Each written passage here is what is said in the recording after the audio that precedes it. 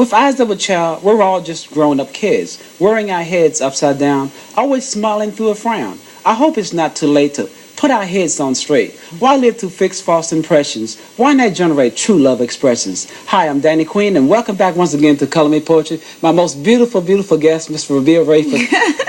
We're just having a good time. Let's talk about some more about the writing, and you have another piece you want to share, or whatever.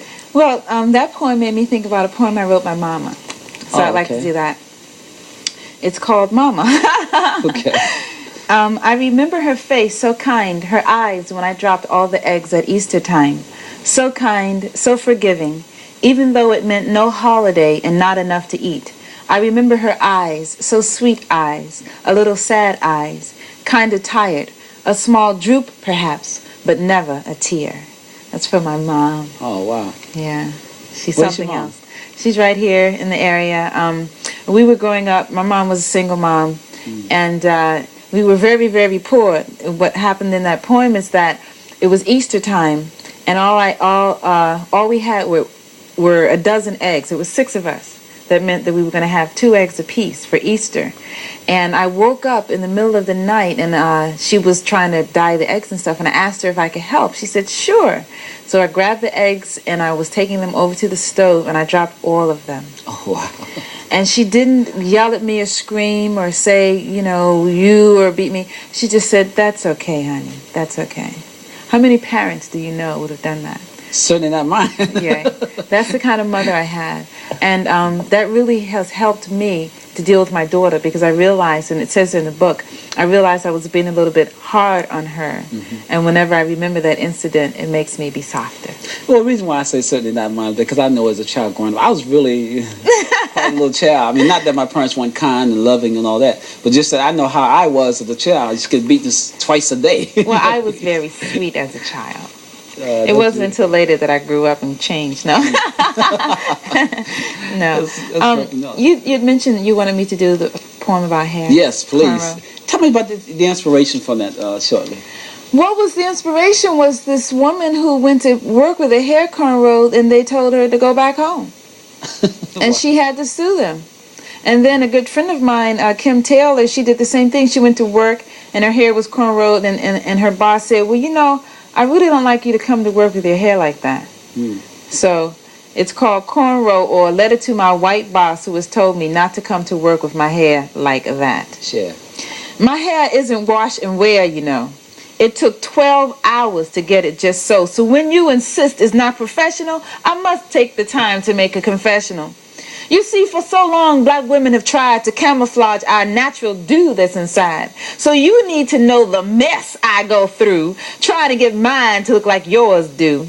Missy, my hair wasn't made like yours. It ain't supposed to behave like yours. So when you see me in public and my hair straight and stringy, know that in private I've been through the ringer. First of all, that straightening stuff really stinks. It smells like a cross between bad eggs and ink. If I leave it too long while I'm waiting my turn, it gets on my scalp and makes my head burn. I sit there feeling my hair breaking down. It used to be strong, but it's limp and weak now. And then after it's strong, and after it's dry and they take out the curlers, my acceptance is sure in most parts of the world.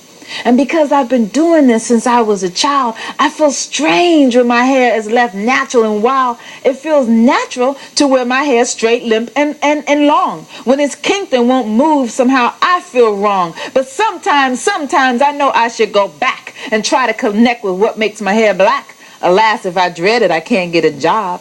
Though it's simple and natural to some, I'm a slob. In the 60s, I cut it and wore a short fro, but later I wanted to let my hair grow. Now, my hair does a thing if I so much as wet it. It don't make no diff if I mousse it and gel it. All of that stuff on the shelf that you see for my hair only works after I put the chemicals there. Because those chemicals do quite a job of my kink. Breaks them down and makes them less strong, I do think. And when they're less strong, they get brittle and thin, and you have no idea what shape that puts them in. My hairdresser and I have to go into war to keep hair from falling all over the floor. And when the war's over, my hair's like a mop with most on the brush and a few strands on top. Then I gather my forces and try hard to save it, and that's when I pull it together and braid it. So I've tried. I really have tried, But sometimes it's better to braid it just so. But if you insist it's not professional because you don't like my hair cornrowed and natural, if you demand that my cornrows must go the style my foremothers wore, I say no. The style, the cornrows that make my hair strong once again, then I'll take you to court and I'm sure I will win. And after I win and I come back to work, don't try to harass me or act like a jerk. Because you see, for so long I accepted the hype. I let myself fall for that trying to look white. But now I know better. These cornrows are me reflecting my culture, how I want to be. I don't tell you what to do with your hair. So don't dare try to mess with my rows. Don't you dare. I wouldn't dare. That's all right. I'm telling you. I know you always seem to get a very emotional response when you do that live in public. Hey, man. Sisters automatically relate to that. They know what I'm talking about. There's another poem in the book I'm not going to read. It's called The Hair Thing. Mm-hmm. I have had women cry. Really? Because basically I'm saying that it doesn't matter how you wear your hair. What's important is inside of you. And I've had women who have gotten so much grief because of the way they wear their hair, and they just cry. I don't think a man could. I don't think a brother could have written that. I don't think I could have written that because that's not my experience. I don't think so. You know, I mean, I appreciate it and love it, but I'm not in tune that way because we don't have to go through that type of thing. You have to have been through it. As Pearl Clee, she said that all black women writers almost have a mandatory thing to do on hair. It's because we've gone through so much.